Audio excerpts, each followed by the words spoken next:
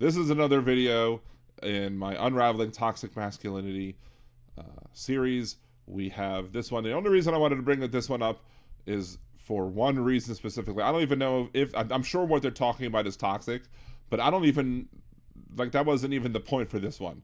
The point of this video is this. I don't really believe in marriage anymore. You don't believe in marriage? Why not? What aspect of marriage? I All right. just Did you feel just see like who asked? so I don't believe in marriage. It's the one with the weird helmet. The one with the weird helmet actually speaks in this episode. What? They actually got her to talk instead of just sitting back. Now Grant, this is not the sex doll from the back. This is somebody completely different.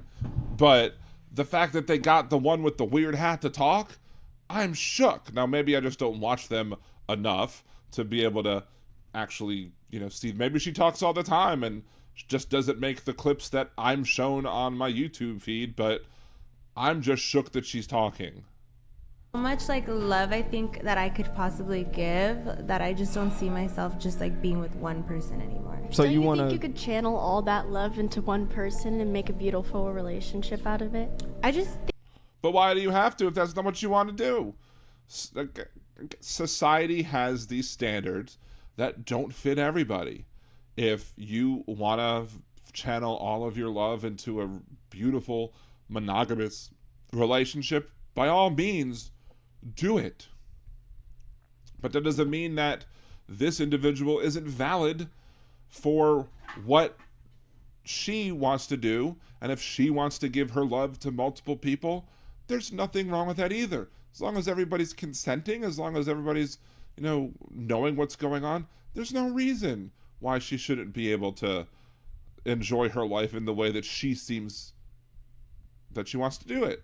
Now, most of these people are conservatives on here. Wouldn't the conservative worldview be let you do what people who of consenting adults do what they want to do? Like, if you're a consenting adult, you should be able to do whatever it is you want to do. But that's typically not it when it comes to issues of sex and morality or whatever. So there's that one. That's the first one I wanted to show. Now, there's two in a row that I have to show here because I did watch most of these short clips and I wanted to basically go into both of them, but you need one after the other.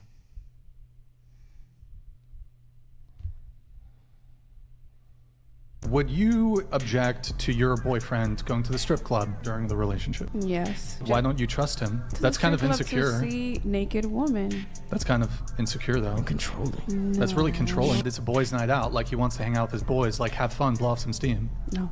I'd say as long as he's gonna stay loyal and he's not. And look, people in a relationship should have discussions about what they're comfortable with and what they're not comfortable with, and but there should be no issue with people heading out, and as long as you trust the individual that you're with, that's fine. I mean, there are people who are not going to have moral issues with strip clubs, and I mean, it's the position of Liberal Dan Radio that all sex work is work. As long as people are consenting and not being abused, then they should do whatever it is that what they wish to do. And if people want to go to strip clubs, go to strip clubs. If you don't want to go to strip clubs, don't go to strip clubs, and don't force other people to not. If you can't handle it, let that known at the beginning. Not actually gonna do anything, I'd be fine with it. Or just Do your regular thing. clubs even. Okay. You'd be cool with him going to the strip club? as being a retired stripper, I think it would be okay because when I danced, the last thing I wanted to do was be with those guys. Some of you might object to your boyfriend going to the strip club. The reality is, his chances with the female strippers is pretty much close to infinity, whereas when Wouldn't the chances be close to zero is what you're trying to say? Or maybe you're trying to say infinitesimal? Not that is close to infinity, but it's infinitesimal. you guys go out to bars and clubs, if you were so inclined to cheat, 90% of the dudes in the club would f you. Would you? And this is what this gets down to, is that this was never about whether or not these guys should be able to go out. This is about the false idea that women control sex. Women are the barriers to entry to the sexual marketplace. The only reason that's true is because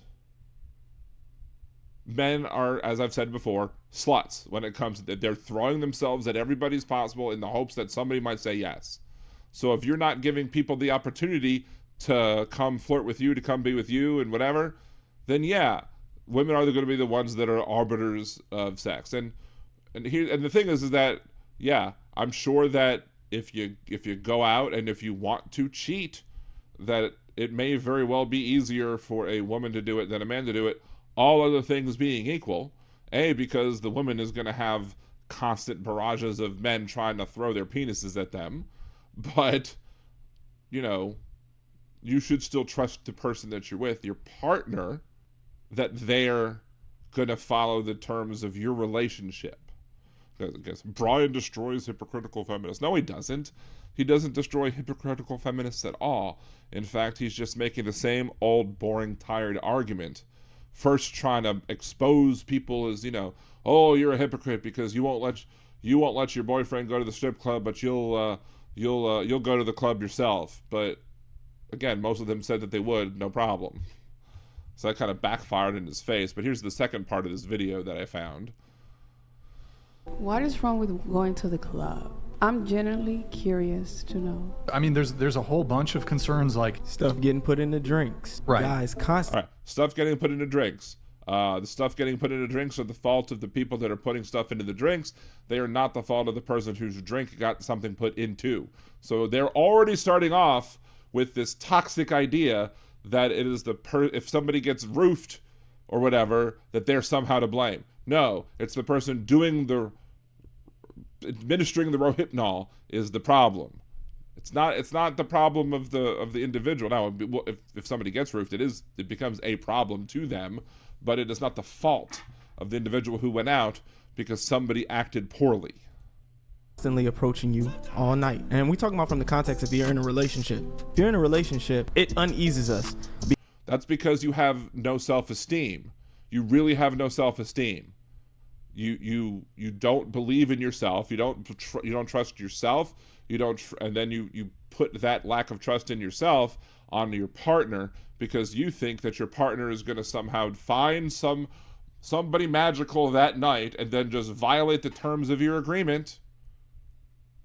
Why? Because a lot of people are trying to throw themselves. At least he's proving my point that that's what the guys do. A constant barrage of men just throwing themselves at the women at the club.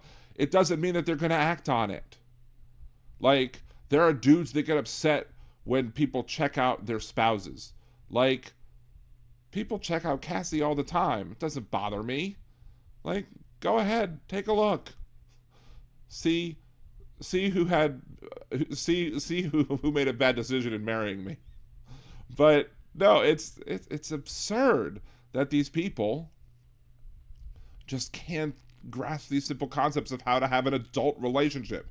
These people are like high schoolers trying to navigate their way through life. Because you go out, whether you with your girlfriends, doing whatever, having fun, you have no intentions of getting laid or anything like that, cheating, those things can still happen.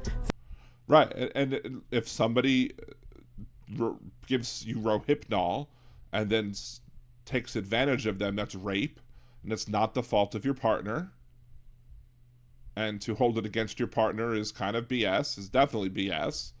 And otherwise, if you trust your partner, you should be able to trust your partner to go hang out and do things with their friends without having to watch over them or whatever. You should be able to trust that they're not going to violate the terms of your relationship agreement. And if you don't, then maybe you should leave. Because it's not their fault that you have insecurities. Things that I can't say can still happen. And then if I told you I don't want you doing that, and one of those, if I told you don't do that, that'd be like, psh, get to stepping. Things happens to transpire. How are you going to explain that to me? If I told what? Okay, well, I mean, if I was dating somebody or married to somebody and they came home and said I was out to drink, I went out with my girls. We got drunk. Somebody, unfortunately put a drug in my drink and took advantage of the situation. I would be there for my partner. Like, I would hope that they would come to me and tell me that, and then I would be there for my partner, as we work our way through it? Would it blame her for going to the club? Also, would it prevent her from going to the club? Because it's not how I roll. I told you I didn't want you to do it, and you do it, and something happens that comes back and puts our relationship in jeopardy. How is it putting your relationship in jeopardy if somebody violates your partner? Now, granted, if they cheat, sure, that's gonna put your relationship in jeopardy, but they don't have to go to the club to cheat. They could cheat anywhere. People will find ways to cheat. It happens. So you thinking that it's that by preventing your significant other from going to the club, that's going to prevent your partner from cheating? Your partner is if your partner wants to cheat, your partner's going to find a way to cheat. Nature finds a way. How are you going to reconcile with me and that relationship? And that's essentially what it's about. It's minimizing the risk that anything harmful that could happen to you or our relationship. That's what it is. It's not just you. I mean, if you're concerned, if you have legitimate concerns about being, now granted, most sexual violations take place between people who know each other. It's not random stranger danger at the bar spiking drinks. Now granted, spiking drinks can happen, but you can be victimized by a spiked drink regardless of what your gender is. There are dudes who've had their drink spiked and either were sexually violated or in some other way harmed or robbed or whatever. I was told when I was young that when I was going off to college, that I should always watch my drink because you never know who might try and spike it with something. It's not just gendered advice, but the idea that you would try and lump that in with your partner cheating is just bizarre. Mitigating that risk. What is wrong with... So there's that. So we're going to watch a couple other ones, but, as I do with everyone, if you agree or disagree, leave your comments below. Remember to like the video, subscribe to the channel, and have a good day.